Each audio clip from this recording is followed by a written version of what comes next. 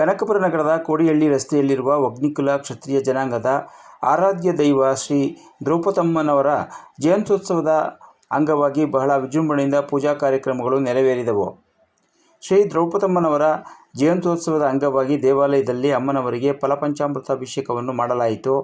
ಹಾಗೂ ಇದೇ ಸಂದರ್ಭದಲ್ಲಿ ಗಣಪತಿ ಹೋಮವನ್ನು ಸಹ ಆಗಮಿಕರಾದ ನಂದನ್ ದೀಕ್ಷಿತ್ರವರು ನಡೆಸಿಕೊಟ್ಟರು.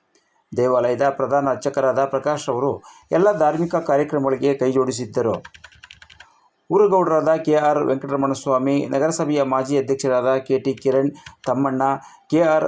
ವೆಂಕಟರಮಣಸ್ವಾಮಿ, ಶಿವಣ್ಣಿ, ಶ್ರೀಕಂಠು, ಜಯರಾಮು, ಶಿವರಾಜು, ಕೋಲ್ಕಾರ್ ಪ್ರಕಾಶ್, ಪಾಪಣ್ಣಿ ಸೇರಿದಂತೆ ಒಗ್ನಿಕುಲ ಕ್ಷತ್ರಿಯ ಜನಾಂಗದ ಮುಖಂಡರು, ಗ್ರಾಮಸ್ಥರು ಈ ಪೂಜಾ ಕಾರ್ಯಕ್ರಮದಲ್ಲಿ ಪಾಲ್ಗೊಂಡಿದ್ದರು.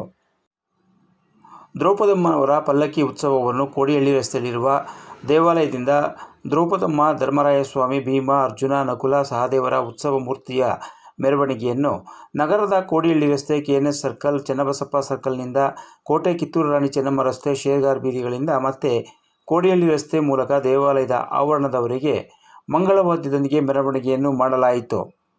ದಾರಿಯುದ್ದಕ್ಕೂ ಭಕ್ತಾದಿಗಳಿಂದ ಅಮ್ಮನವರಿಗೆ ಪೂಜಾ ಕಾರ್ಯಕ್ರಮ ನೆರವೇರಿತು.